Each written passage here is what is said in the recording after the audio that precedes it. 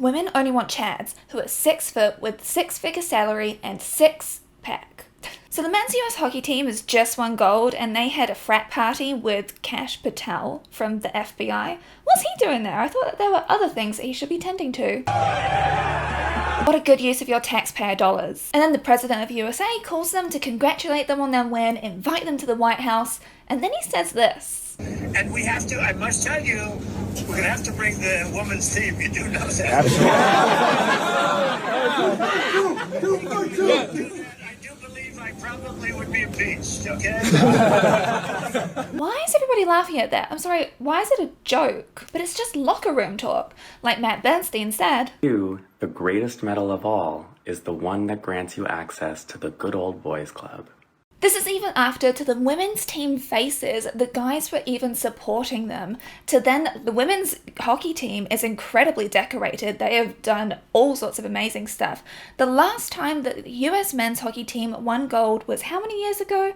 46 years ago. The last time the women's hockey team won gold was in 2018. And the women's hockey team declined their invitation to the White House. Instead, they're being invited out by Flavor Flav, who has extended the invitation to Paralympians and other Olympians so that they can have like this great party at Las Vegas. Support women's sports. It's all about women's sports, baby. I definitely know which party I'd rather be attending. Handing the president his medal. I'm not giving it back. I'm not giving it. I'll trade you that for a pen. Hey, that's cool. I thought it was all meant to be about protecting and celebrating women's sports, but actually the only thing you really care about doing when it comes to that is policing the femininity of people involved in sports and being obsessed with inspecting their genitalia. But that tracks up with your president, doesn't it? You may have seen this viral clip of a hazing nightmare that happened in Iowa in 2024. 56 young men are blindfolded, covered in ketchup, mustard and alcohol, and the police were called for a wellness check. They turned up to ask who was in charge. Nobody wants to say anything. Nobody is responsible for the debauchery. All right, who's in charge? And yet, everyone is involved. It all comes back to being part of the club, being close to power, this frat mentality. Like we've seen with the US hockey team at the Winter Olympics, we've also seen with Epstein and all of his many chums who were happy to work with him for so many years, even after he had the criminal conviction against him. And just how many men were involved shows us that it's never really about impressing women, all of these excuses that are given. It's actually about impressing other men. My patrons were the ones that voted for this video and they've already got the ad-free, extended and uncensored cut of it. For everybody else, I'm sorry, I will have to censor some of the words, especially considering some of the topics that we're covering. I'm not the typical guy that girls gravitate towards. There is prerequisites.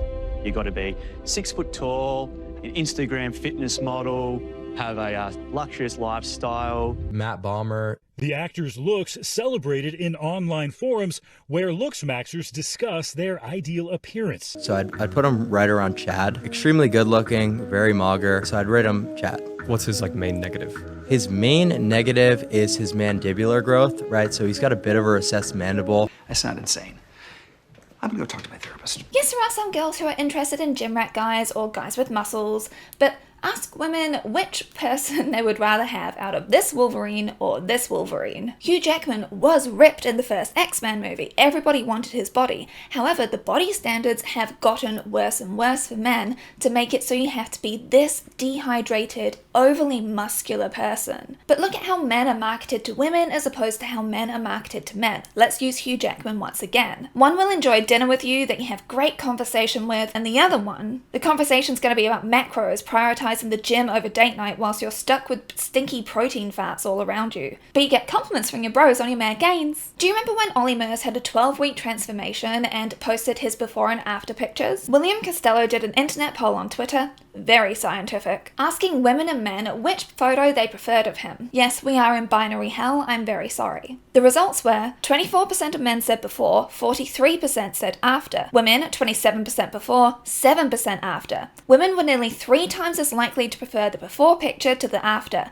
Men were nearly twice as likely to prefer the after picture to the before. You guys are the ones that are setting the beauty standards. Or should I say, patriarchy is the thing which is setting the beauty standards that women and men are meant to have to conform to. Women were used to having unrealistic beauty standards set against us. Recently, the beauty standards which are expected of men, you have to go through similar avenues to what we have to go through, because it's unachievable unless surgery, steroids, or extreme diets are involved. Ollie, for his part, really didn't like this this conversation, and especially not how it was talked about in a tabloid, which is completely understandable. It's his body, he can do whatever he wants with it. His wife, it seems, is also a bodybuilder, so they are a very buff family. The thing is, he didn't even have a dad bod before. He was really muscular. It's just his body fat percentage decreased so much over this transformation. The thing which really interests me from all of this is the people's reaction, because men were not having it that women were saying that they preferred the before version, because they just couldn't understand that we could possibly like something that didn't meet the same patriarchal beauty standards which they are trying to achieve. It turns out that the personality is something which attracts a partner more than these types of guys would like to admit, because then they can't go selling you their 12-week courses. They're more than happy to center their lives focusing on improving themselves in the gym, changing their diets, meticulously planning everything for maximum gains. In other words, boosting your ego according to patriarchal standards. When the thing that would make a bigger difference to whether a woman was attracted to you is to work on the inner stuff, you know, like your personality, your emotional intelligence, being kind, being reliable, being a self-starter, being funny without having to put other people down, basically having your shit together. When we see a guy who's posing like Ollie here, we feel like we're stuck talking with Joey from 10 Things I Hate About You. That is gonna be huge! And I'm up for hemorrhoid cream ad next week. Combined with Patrick Bateman, which is sending off a lot of red flags. You can always be thinner. Look better. Basically a self-centered guy who centers his whole life on his gym bro ED. And trust me, we recognize the red flags of ED culture because we've lived it. We wrote the scriptures of it, whether it was Tumblr or just talking to each other and sharing really dangerous tips. This image portrays competition and control. It's not someone that you really want to turn to for any comfort. Basically, it gives boy to a lot of us. If you look into the Looksmaxxing Reddits or Looksmaxxing hashtags, you will constantly be seeing pictures of that boys have shared of themselves when they're like 12, 14 years old, and then when they're like 18, 19 to 20, 21, 22. And it's like, what happened during that time? Puberty. Your body and bone structure changes so much during that time. You experiment with different ways of styling yourself, all sorts of stuff. So of course you're going to see a dramatic change because that happens to most of us. But there's guides on mewing, hunterized, warrior skulls, mogging, and all sorts. Mogging is when you dominate someone else by being higher in level of attractiveness to them. It's from red pill, black pill, incel culture. Lookism is real, and I've spoken about it on this channel for many years at this point. But the beauty standards these guys are being channeled into is one kind of beauty that is fixed. They use the racist science of phrenology to evaluate worthiness of someone based on the shape of their skull. When you're in these communities, as someone who has suffered from body dysmorphia and EDs in the past, you fall into this kind of comparison spiral where you will just fixate on different features of yourself and see, once I fix this, what we fix, once I fix that. And you are constantly surrounded by people that are prettier than you, people who are evaluating you on a numbers-based scale. There's just a few millimeters of bones that define whether you are a Chad or not. And what's a little hammer to the face in the name of perceived greatness? Do you guys know about bone smashing? What's some steroid use when it could get you a little bit closer to your goal? What's some makeup? What's some surgery? But the thing is that Clay Barrett found on a now deleted TikTok, because I went onto his page and for some reason it's just not there anymore. He was working out heaps, and who did he get DMs from? Other men. Who convinced us that getting huge and putting on muscle would attract women? I post my physique, 47 responses, 47 DMs. Guess who they were? Men! Only men! What am I supposed to do with that? You're applying the beauty standards to yourself that you actually find attractive. Or like Jamal Berkmar says, who obsesses over physique? Other men. Men date for men. Like, you built a body that other men told you to build, and then guess what? You were surprised that men applauded? Seriously, ask heterosexual women and we know that. A lot of men, whether it's in the partners they choose or in the methods they use to try and attract them, have a really odd habit of dating for other men. It's also why men judge each other based on who they can pull. It's not actually about a relationship with the woman, you know, how well you get along, the life that you're building together, all of that really good important stuff. It's, will my bros think that she's hot? Will my bros be jealous of me? Am I punching above my weight? It's more about acquiring someone as opposed to building a relationship with someone. It's like gamified in a way. And it's another reason why women get so devalued, because under patriarchy, we are seen as just these weird accessories off to the side as a way to boost men's egos. For a recent example, look at Chris from Love is Blind. He said he wasn't attracted to the beautiful Dr. Jessica, and that he usually goes for girls who do Pilates every day.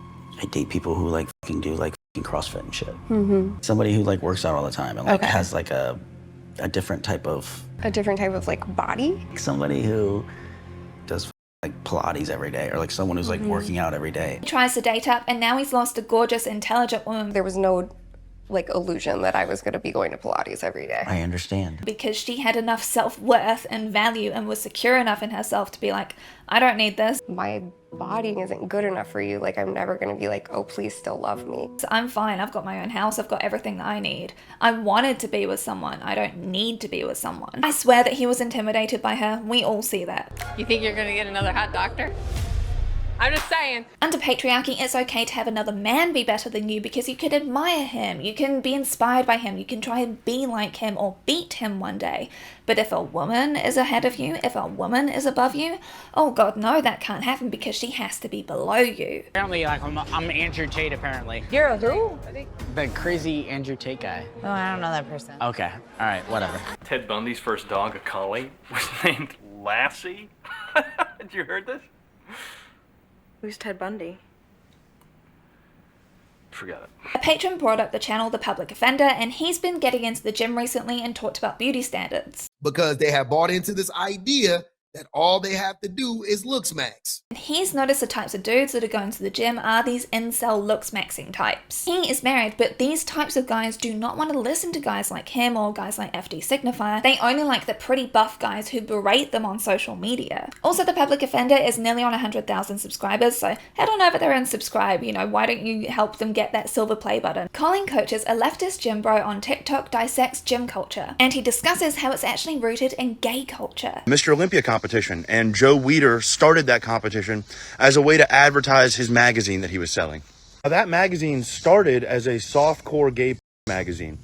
The only reason they transitioned to fitness content is because homophobia was on the rise. This was in the mid-30s, early 40s, and they could no longer socially get away with sending out magazines of half-naked guys without some sort of cover. I bet that you didn't know that. As someone commented, it's like Mask Ballroom, category is body. I really appreciate all of the messages that Colin Coaches is putting out there. I've got his TikTok for you below to check out if you want some gym bro progressive culture. In nature, it's the male of the species that's the most beautiful, like Austin Dunham shares here. Now, of course, there's women who are very attractive and there's men who are also very attractive. However, how come a lot of women tend to come off a lot more attractive than men, at least for us humans? Simply, the primary reason is beauty, makeup, and aesthetics. Women, on average, put more effort into their looks, and that is the reason why they look better. It's okay to say that you find men attractive. Yes, he's in the manosphere with all the same negging black pill, red pill nonsense that you would expect to find here, but there was this video which I came across because he's aimed it at black men specifically,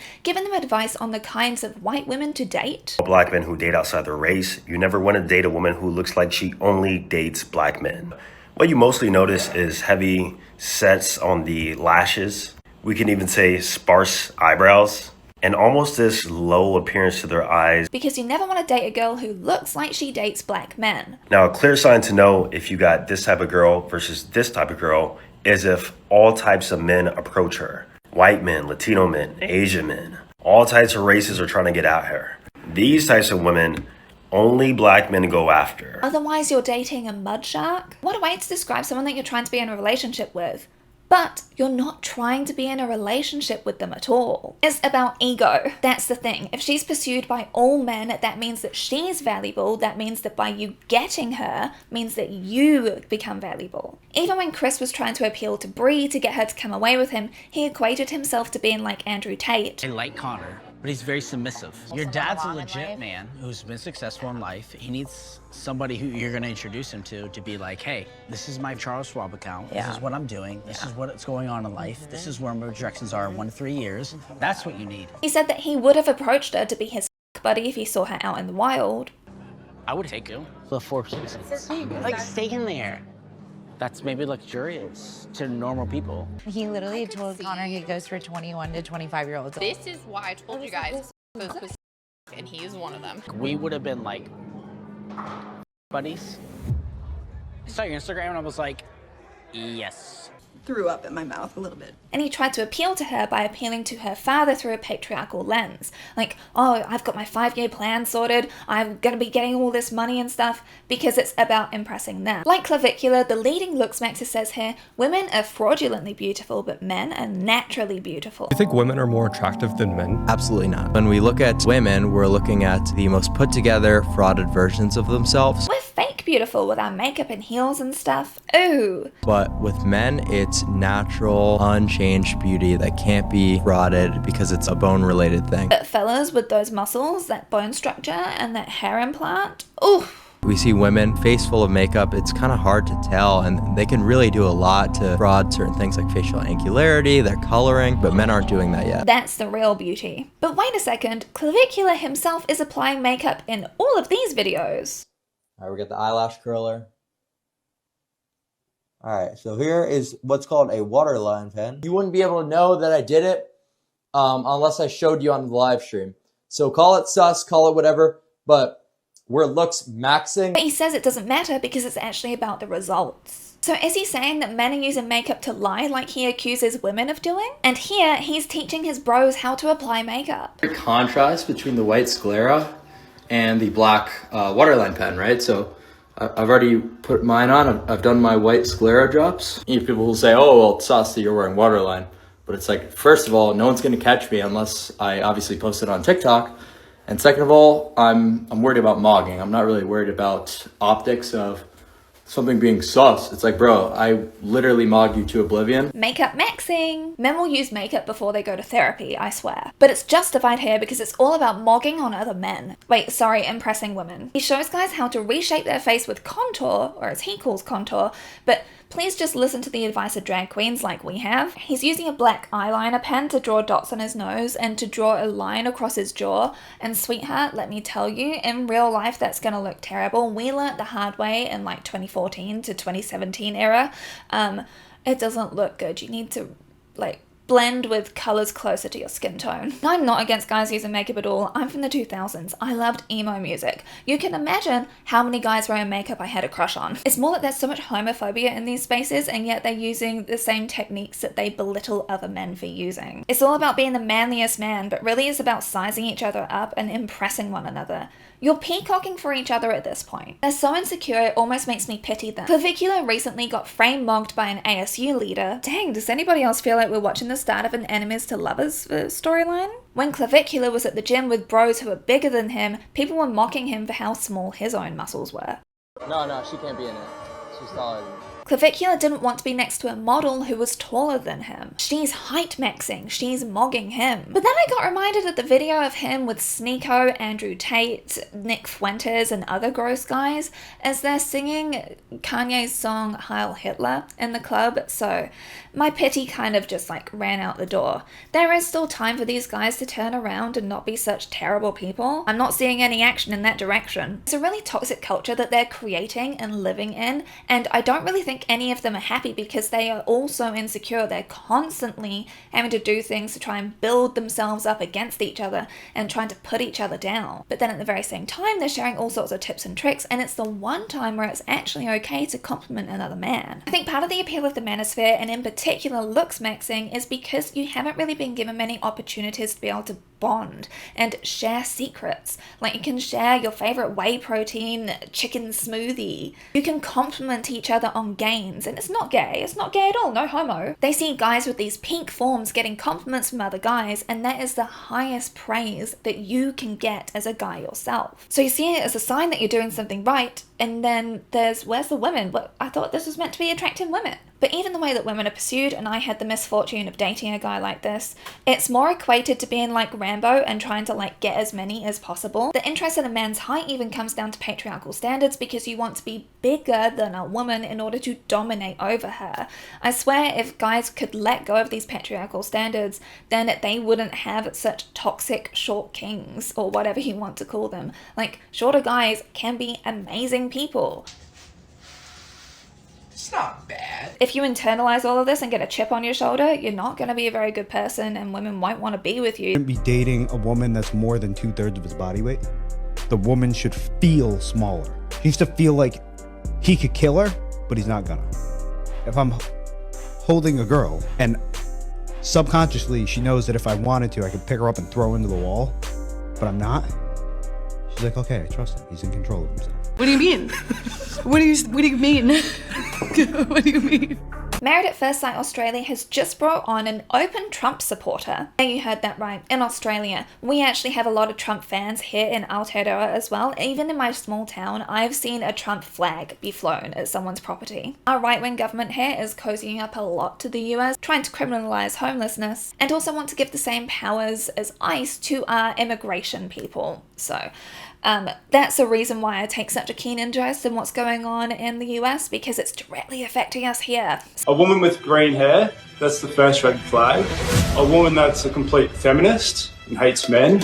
A woman that hates Donald Trump. I personally like Trump. I reckon he's doing a great job. I don't want a woman with a high body count. That's another huge red flag. So this on maths is constantly talking about masculine energy and how he wants to have a submissive woman that is younger than him. I did get some woke vibes there. Yeah, look, I asked for someone younger. If the person across from me today embraces woke culture, we'll have a problem. I asked for someone that wasn't masculine. You do bring a lot of masculinity to this relationship. No, I don't. Well, I'm like the most feminine person ever. I'm just telling you how I feel. I just have the traits of an independent, smart, career-driven, focused woman. The only thing that he's bringing to the relationship is misogyny. None of this is to impress a woman, it's to have domination over her. Saying that you want to be with someone who doesn't challenge you. Essentially. It's just his insecurities speaking. Like, if an independent woman who doesn't need you but wants you intimidates you, maybe you need to reflect on what else you bring to the relationship rather than just the paycheck, which you want to use to control and coerce her into doing things that you want her to do. All he wants to have is someone that is below him, so then he can feel like he's meeting more patriarchal standards. Even the advice guys give is around impressing other men more than it is about women. Take cars, for example. Something with a little bit of bulk, a little bit of girth. Women really love fancy cars. They love big trucks. Do we? One of my patrons' partners was encouraged to get a truck because chicks dig him. Yet the only people that approached him to compliment him on the truck were other men. They've since swapped the truck out to an EV and a hybrid, and they get so many more different people approaching them about, oh, I'm interested in the car, what's this, what's that? It's almost like before you were just appealing to like the men, the masculine men. I say this is like my muscles are really small. But you can see my spider bite. Wow, you can still see, yeah. This is a whitetail spider bite, in case anybody's wondering. It's been a fair few days, but whitetail spiders are horrible. They are my nemesis. It's still hot. Another patron had an ex-boyfriend encourage her to buy a sporty car because he said it would be perfect for her. Yet he kept on taking it out to go and do tricks in front of his friends to impress them. Like, I was speaking to Brandon about this because when we got together, he had an RX-8 and I asked him and he was like, I got that for me. I didn't get that for anyone else. I really wish I'd filmed his response because it was so perfect, but he was getting ready for work. Like, I'm the one with the channel here. He doesn't want to be on YouTube. That's okay. He said any dude that's trying to tell you to get a fancy car to impress women is just grifting. He directly said, welcome to the Manosphere propaganda, you dumbass. You're kidding yourself if this is what you believe. Genuinely, I wish that I could have filmed it. Having cars as your niche interest is totally fine. Trust me, when it comes to a high maintenance car, it was more of a pain in the ass to me than anything because it's like if you want to go anywhere, you have to warm the car up for 5 minutes before it can even go anywhere. It was just, It was fun around corners, but that's basically it. Plus, if she cares so much about a fancy car, then isn't she a gold digger anyway, bro, and you don't want them? Are you getting triggered? This gym rat, Looksmaxxing, men go their own way, red pill, manosphere space is kind of a bonding activity that men can partake in. Like, men who have been socialized that community and camaraderie can only ever happen in a setting of war. Like, the trauma bonding of the battlefield allowed men to have some vulnerabilities with each other because they went through this horrific experience together. It allows guys to have vulnerability through a masculine lens because it's through fighting. It's about defending your land. Which brings me to... Is anyone here that is against their will? Is there anyone here who is not participating in this? I.e. a leader? Go, go, go! Who wants it? Who wants it? Let's go, let's go, let's go. Hurry up, keep moving! That a boy learns. He learns that his core feelings cannot be expressed if they do not conform to the acceptable behaviors sexism defines as male. Asked to give up the true self in order to realize the patriarchal ideal, boys learn self-betrayal early and are rewarded for these acts of soul murder. Bell Hooks, The Will to Change. I'm never going to stop recommending that book to y'all. Hazing shows what you will endure to be one of the boys. Frats do this, all sorts of places do this. It's well documented, or at least known about, with these humiliation rituals that you go through together in order to be a man with the other man, and you also know that you also get to inflict that punishment onto new recruits later, so then they have to prove their manliness to you by humiliating themselves. Punishment and humiliation for the approval of other men. Women never even come into the equation for who you're trying to impress here. We're the ones making you go out in freezing temperatures and do ruthless gauntlets or drink so much alcohol that you nearly die. That's guys doing it to each other. Like Joe shares in this reel here. Hazing rituals like this are put in place so that when those young men go graduate and apply for political jobs or jobs in corporations, the people who are hiring them, who are other men from fraternities, know that these men will keep a secret. If they are put on a stand, if they are deposed, if they are asked something by the cops, they know that these people have the ability to say, no, that didn't happen. Being part of a fraternity is a signal to other men that you know what it takes to be part of the boys' club. You stay quiet. You have this tick of approval because you've proven yourself through this humiliation and you didn't rat on anybody. Boys are taught from a young age that being a whistleblower is betrayal. Think about how much Trump talks about loyalty. You defend the boys, you deny any wrongdoing, you work together to corroborate a story so then nobody gets caught, everyone's safe. It doesn't matter who got hurt in the process, so long as the boys' club stays intact. Thinking about punishment as the only acceptable way to be able to show any emotions as a man, think about those boot camps that men pay for. This one costs $18,000 and is called Modern Day Night. It's like you all took the wrong lessons from the movie Fight Club. In all the advertising it says about being a better leader, a better father, a better husband, but all you really want is daddy to punish you again. What about following orders to crawl through the mud and be subject to horrible cruelty is leading? On these courses, they're not learning skills of how to be a better father. They're not learning skills like cooking or cleaning or washing or how to connect to your child so then they feel safe and emotionally connected to you. No, not at all. This is just ego stuff. What about the most basic thing of actually being there, involved with your family, instead of going on a multi-day course through this humiliation ritual with other men so that you can finally cry because therapy is too scary for you? And then after a boot camp, you're just going to lie on the couch for a week, expect everybody to wait on you hand and foot as you pat yourself on the back for being such a good leader, for being such a good husband, for being such a good father, as everybody has to tend to the wounds that you've gotten because you refuse to go to therapy. It's the exact same punishment that boys go through, they're just paying for it now. Like Matt Brown has talked about his experience growing up here in Aotearoa, New Zealand, and the humiliation and the horrible treatment that he went through as a kid. It's called She Is Not Your Rehab. I've recommended this book to you before. And Bell Hooks also discusses it in The Will to Change. Therapy for any of these men would be far cheaper, but it would mean that they have to let the mask slip and have to do inside work. In this setting of extreme punishment, they're allowed to break down and cry and say it's because of the physical pain, when their wounds are actually emotional and psychological. It's sad. I kind of pity them in a way. But like many commenters said,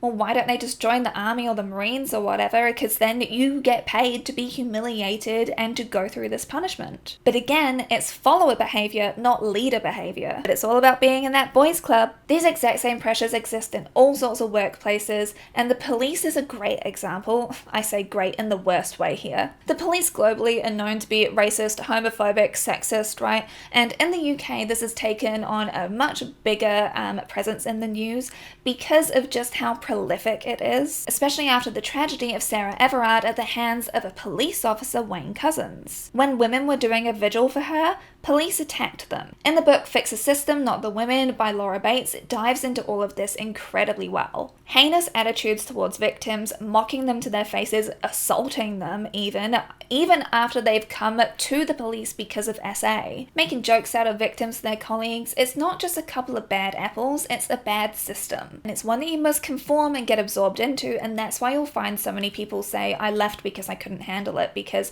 you have to be part of the club. You have to submit to it. As this piece from The Conversation shares, every police force has a professional standards department, yet being a challenger means that you're falling out of step with the group. group. We don't want leaders here, we want followers. The BBC had an undercover reporter work at Charing Cross in London for 7 months where the misogynistic racist cult was further exposed. They were openly joking about this brutality and how they were going to cover up for each other. Martin Borg, who was in the cell, joked about how he and his sergeant discussed what they'd write in their statements about the incident. He tried to kick me out yesterday, so I was absolutely discharged. Absolutely sorry. Whatever you say, sir. It was like, thank you very much, mate. This is how these systems stay in place because there is zero incentive to make anything change, because boys have been socialised from a young age that being part of the club is the most important thing. This is how you be a man. ICE is a perfect example because they are specifically targeting extreme right-wing beliefs and incels and red pill culture. They capitalise off the memes which have been popularised by people like Steve Bannon because they was heavily involved in Gamergate and popularising that. You raise your voice, I raise your voice. If I raise my voice, you'll erase my... Exactly, yeah. Yeah. Are you serious? You said if I raise my voice, you'll erase my voice? Yes. Mm-hmm. I've talked about fascism's link with masculinity crisis, and Matt Bernstein and FD Signify have just done this podcast on A Bit Fruity, which I highly recommend. I've got that linked for you down below, which dives into this a bit more. And just this week, a former ICE employee, Ryan Schwank, testified in front of Congress about how the ICE training program is deficient, defective, and broken. He's been working for them since 2021. On his very first day, he was given orders.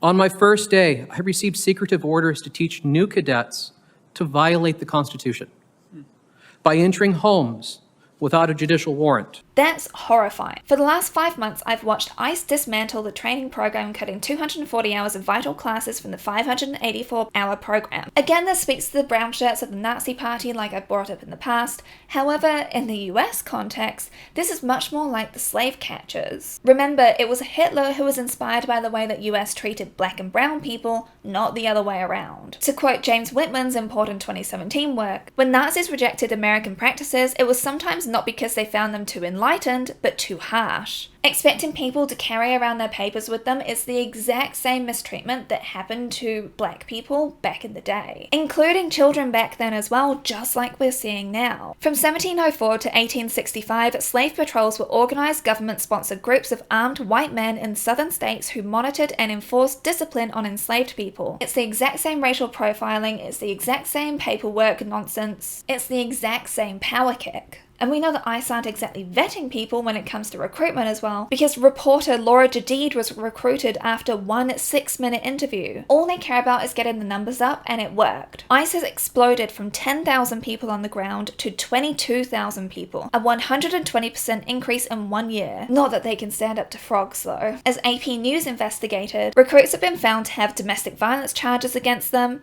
but none of that matters. Just like Trump granted absolute immunity to the Jan 6 rioters, he just cares about the loyalty, and that's what the ICE recruits of him now. You'll have probably also heard them joking to each other about the wounds that they inflict on other people, including equating things to being like Call of Duty. Like Call of Duty! Take the shot. If they kick it, you take the shot. It's about gaining the sense of power by oppressing others and impressing other men who are also part of the boys club. Maybe one day Daddy Trump will pay attention to you. Be part of the club, don't rat anyone out. This is what it means to be a man. You are a follower, not a leader. And this is all related to what I talked about in last week's video, not that anybody watched that because that's ranking 9 out of 10. I did talk about how interconnected Epstein was in with all of this, which is centered on making white disaffected men angry and giving them somewhere to be able to channel that into, which turned out to be Trump and politics. Like, you know that Epstein and Steve Bannon were friends, right? Instead, you can pledge loyalty to this guy that if you just do this bit of work for, he's gonna give you everything that you want. You'll never go hungry again. Please remember what happened to him at the end of that movie, and I hope that you follow through on it. This is a joke for legal reasons. It is not a crime to party with Mr. Epstein, and so as horrible as it's not a crime to email with Mr. Epstein. I saw nothing and I did nothing wrong. Not only does it absolve me, it's the opposite of what people were hoping, the radical left. If we lose the midterms and we lose 2028, some in this room are going to prison, myself included. The files may reasonably meet the legal threshold of crimes against humanity. Genuinely, we do not care about the political affiliations because we know it's mostly about the wealth that these people held and the connections that they had with each other, and how widespread all of this was really shows you a boys' club on a global scale. I could do an entire video on Epstein, Les Wexner, the beauty industry, and how for millennials, like, all of this shaped the culture that we grew up in. Les Wexner was his foot in the door to riches and all of these connections, so let me know if you want a video on that. Such as the people in the PayPal mafia, men who went on to become some of the richest men in the whole world, to people like Noam Chomsky, who was so well known that he basically used Epstein's apartment all the time in a way that people that worked there felt like it was his own. He's a highly regarded philosopher and professor. To Peter Attia, the longevity doctor, politicians like former Israeli Prime Minister Ehud Barak, Peter Mendelsohn, co-founder of lobbying powerhouse Global Council, who was backed by Keir Starmer. Yeah, the Prime Minister of the UK. All sorts of influential people, like so many men all over the world in massive positions of power, and they were all chatting away with Epstein even after he was found out for his crimes. Like Virginia Giuffre talks about in her book, which I've talked about before, Epstein didn't keep it a secret about what he was doing. It was out in the open. Everybody knew what was going on. These men were fine with it though, because they were on the inside, and if any of us think that this shit isn't still going on, we are kidding ourselves, honestly, because it's not like the appetite has dried up. Epstein was closely involved with politics in a way which hasn't fully been revealed yet, because we're still waiting on over 2 million Epstein documents to be revealed. He was close friends with Steve Bannon, who was actively trying to work with him on being able to fix his reputation and public image, but Steve Bannon also was a massive person behind the weaponization of the alt-right on online communities. As Bannon said way back in the 2000s, when he was working at IGE, these guys, these rootless white males, had monster power, and it led him to weaponize these gamers online. He took over Breitbart in 2012 and said, you can activate the army. They come through Gamergate or whatever, and they get turned on to politics and Trump. Kat Black has spoken about it in this video here, which I will have linked for you down below. It gave a lot of young, angry, misogynistic men this sort of space to come together and to talk about how much they hated women and how frustrated they were with women. And for a lot of people, that was the community that they felt they were missing. And, you know, that's kind of the sick part of it. The FBI was trying to hide documents that Trump was found in the Epstein files, and I wonder why that could have been happening. But also, there are so many of his followers who do not care that he was in the files, because the biggest thing to him is loyalty. Once again, this is the boys' club on a global scale. This is the admiration for Daddy Trump, who is going to save everybody. Oh, we have to go through a bit of pain here, but trust me, you will get that candy bar at the end of the day if you do what I want you to do. Once again, this is not leader behavior, this is follower behavior that we're seeing from everyone. So what can we actually do? Now, people like to often think about like good versus bad guys as this real binary, like most guys are good guys and then there's just a few evil ones doing the bad things, when actually it's a much more gradated scale. And the thing I can encourage you on the most is challenging when you find yourself kind of in the more colourful end of the spectrum as opposed to the leader end of the spectrum. I'm not going to say heroic here, I'm going to put this as leader behaviour, because all the rest of it goes into follower behaviour. I believe that people can do better, but these environments don't want you to change. They want you to remain a follower, not be a leader.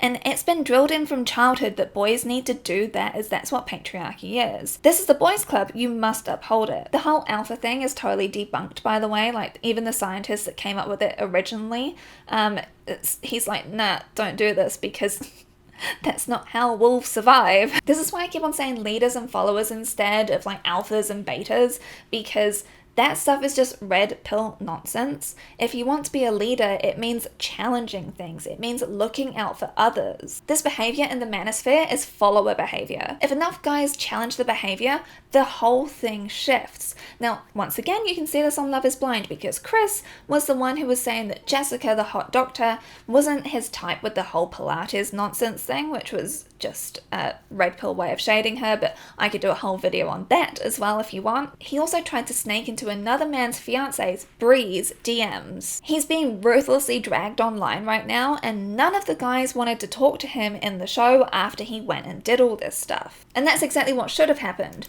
but I don't know if it would have happened unless he also tried to snake into Bree's DMs. The sooner that guys start unlearning patriarchal masculinity, the better for themselves, for others, and for us. The billionaires are not going to save you. We are all much closer to homelessness than ever becoming one of them. There are many valid reasons for people to feel anger at the injustices of the world, at the wealth gap, at the fact that you're struggling to make rent work or even be able to move out of the family home. But pinning that anger onto trans people, immigrants, and women, that's not actually solving any problems. They've just given you a phantasm to be able to go after, to be like, you're the problem, when actually they're the problem. The truth tell for me is that you have no idea how many straight women go absolutely feral for Jack Black. I talked about the movie The Holiday at Christmas Time. 80% of my audience wanted Jack Black's character, not Jude Law's. Jude Law fits into the whole Looksmaxxing thing, doesn't he? Jack Black, well, he's shorter, he's fat, oh my goodness, he's sensitive? Oh, no. He's the one that women wanted. If you made it all the way to the end of this video, thank you so very much. It was a much deeper dive than you were expecting when we started, wasn't it? Sorry, I trick people sometimes. Sorry. I just want to have a proper conversation with you. If you did make it all the way to the end, please leave the medal emoji because we are so here for the Olympians that are displaying actual leader energy. The US winter hockey team, they were just displaying wiener energy. So maybe leave the hot dog emoji as well. We'd rather have a leader than a wiener. Thank you. Okay, I should probably stop now. I just want to say an extra special thank you again to my patrons because they are the ones that shape the videos that you see before you. Like I said, they voted for this topic, they have input into my topics, and we always have really good discussions. An extra special thank you to my top tier Trash Panda enablers. Alyssa, Anna, Anna Marie, Back to Fly, Bee in a Jar, Baguette, Buttmunch McGee, Caroline and Violet, Carrie, Danielle, Dr. Worm, Dr. Bun, Elise, Emberly McCulley, Jane, Jess, Katie Fukuhara, Christine Ryan, Laura Bell, Mark Tremonti as God, Mary Sweet, Megan Connolly, Monica Jensen, Nathan, Nick Neither Nor, Nicole H, Pink is Life, Queen Wintersby, Rachel Browsey, Ryder, Sheriff Truman, Snetty, Spooky Jade, Tammy Poitras, Tasha McKinney, Tonya Banier, Varu Catmama, and Zophema. I could actually do an entire video about Love is Blind, to be honest with you, because we're about to have like that reunion go on, but I could also do a video on Bridgerton because literally today, as of filming, the final part of the next season has come out, and I don't know what's going to have happened, but we can probably pull some things out to discuss. If there are any video ideas, as always, do let me know because I'm always here for them. But yeah, I just hope you have a lovely rest of your week, and I'll see you all next time. Bye bye.